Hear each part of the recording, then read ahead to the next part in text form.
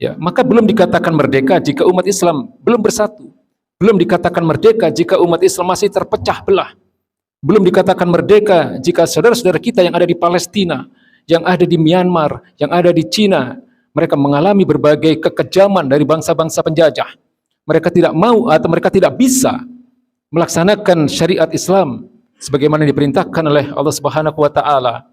Mereka tidak bisa menikmati kehidupan yang normal. Ya.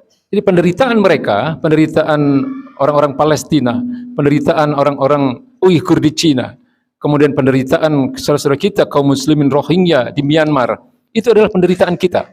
Bukan penderitaan mereka saja, bukan penderitaan bangsa Palestina atau bangsa Uighur, Rohingya dan seterusnya, tetapi penderitaan mereka adalah penderitaan kita.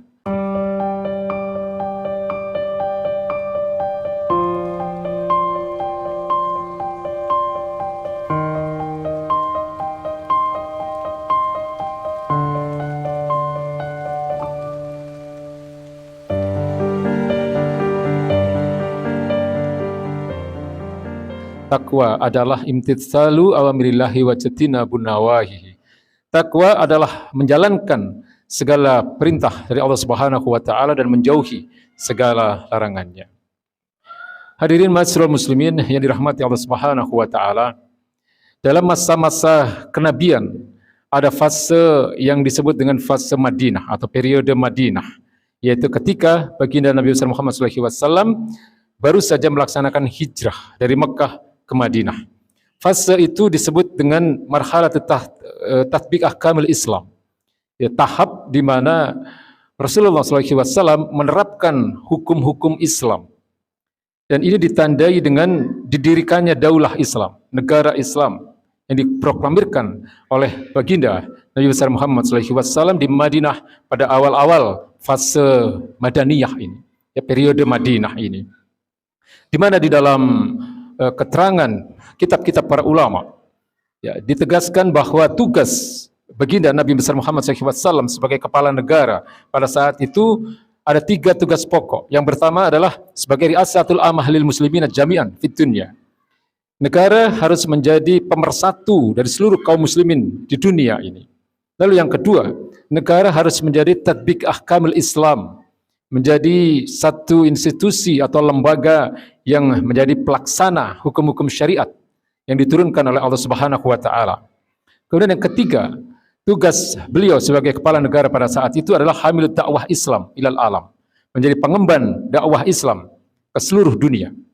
Ini adalah saat-saat Nabi baru saja lepas dari cengkraman penjajah, yaitu cengkraman penjajah bangsa Arab yang pada waktu itu berada di Mekah, yaitu orang-orang jahiliyah, orang-orang kaum kafir Quraisy yang masih belum masuk Islam pada masa itu, yang dipimpin oleh Abu Jahal, Abu Sufyan yang pada saat itu belum masuk Islam, dan masih banyak orang-orang yang menjadi musuh-musuh Islam, jadi musuh-musuh Rasulullah SAW. Dan yang penting untuk kita ketahui inilah yang sebenarnya dimaknai sebagai kemerdekaan yang hakiki, yaitu ketika umat Islam bersatu seluruh dunia, ya, satul amalil muslimin jami'an fid dunya.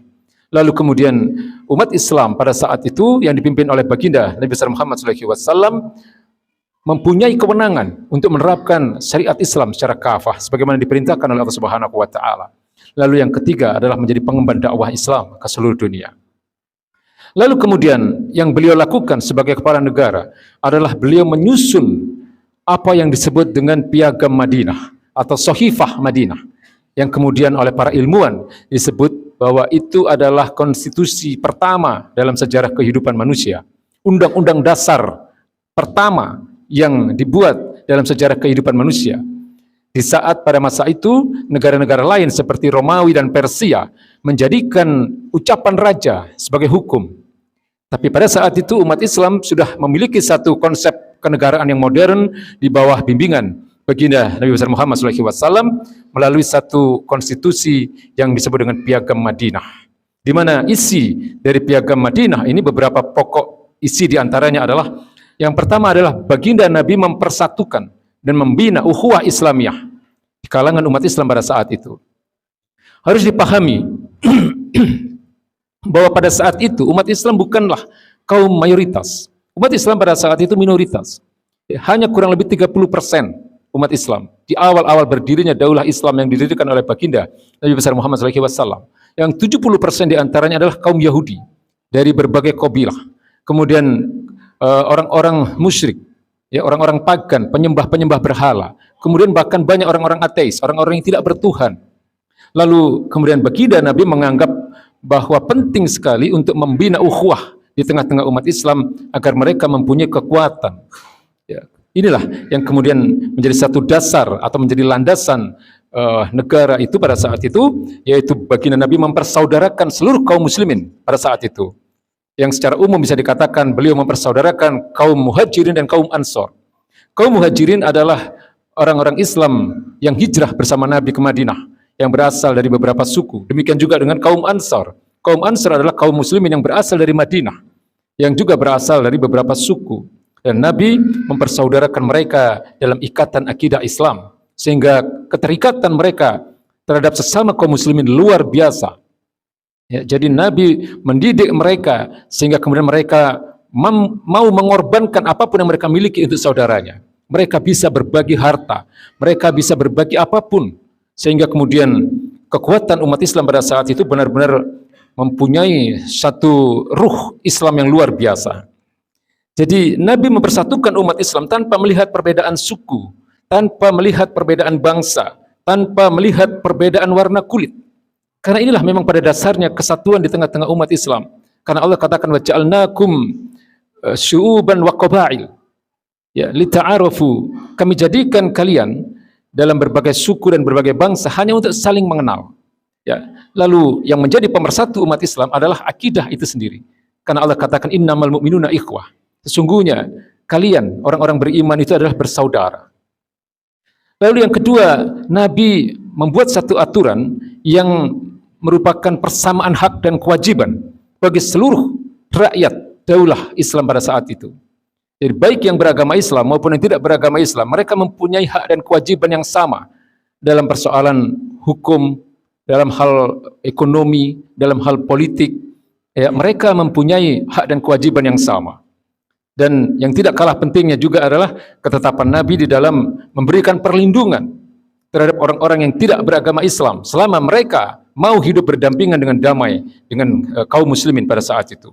Selama mereka patuh kepada Nabi, selama mereka patuh kepada pemerintahan Islam pada saat itu, maka mereka akan dilindungi, baik hartanya, kemudian nyawa mereka dan tempat-tempat ibadah mereka, mereka akan diberikan perlindungan.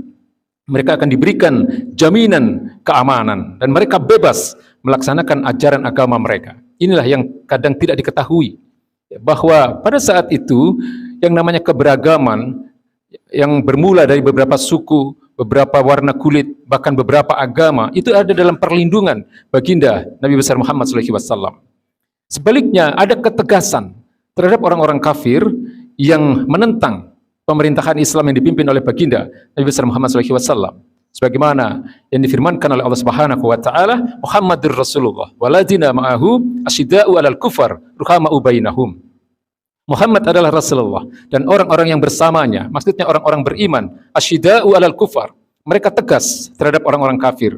Maksudnya adalah orang-orang kafir yang menentang baginda Nabi. Orang-orang kafir yang menentang pemerintahan Islam di bawah kepemimpinan baginda Nabi besar Muhammad SAW. Ruhama'u bainahum, lalu mereka saling berkasih sayang di antara orang-orang beriman. Jadi masih banyaklah kira-kira pokok-pokok isi dari Piagam Madinah ini yang merupakan konsep kenegaraan modern pertama dalam kehidupan sejarah manusia. Ketika negara-negara besar pada masa itu yaitu Romawi dan Persia tidak memiliki undang-undang dasar, mereka menjadikan ucapan raja sebagai hukum, lalu baginda Nabi meletakkan konsep-konsep kenegaraan modern yang pertama dalam sejarah kehidupan manusia. Hadirin ma'asyiral muslimin yang dirahmati Allah Subhanahu wa taala. Lalu apa sebenarnya kaitannya dengan hari ini?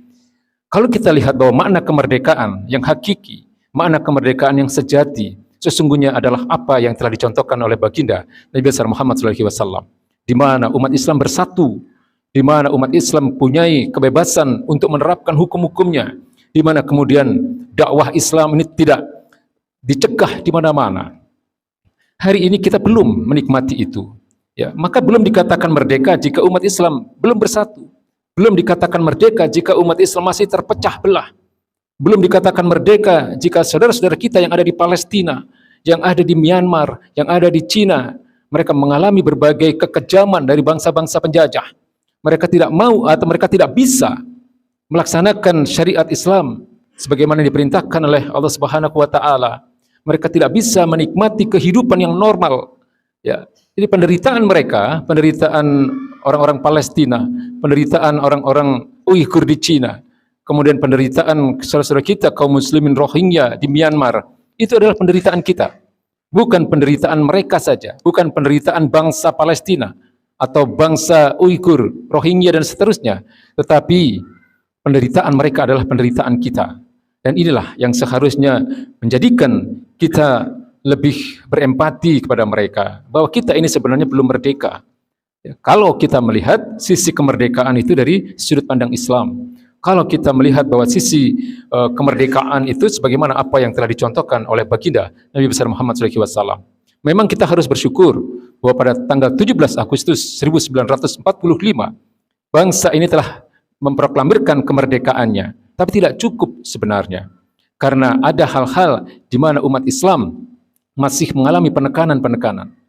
Ya, jadi belum dikatakan merdeka ketika umat Islam ini belum bisa menjalankan apa yang diperintahkan oleh Allah Subhanahu wa taala sebagaimana di dalam surat Al-Baqarah ayat 208. Ketika Allah katakan ya ayyuhalladzina amanu udkhulu fis-silmi kafah wa la tattabi'u khutuwatis syaitan innahu lakum aduwwum mubin. Wahai orang-orang beriman, masuklah kalian ke dalam Islam itu secara utuh, secara kafah. Jangan engkau ikuti langkah-langkah syaitan itu. Karena sesungguhnya syaitan itu adalah musuh kalian yang nyata.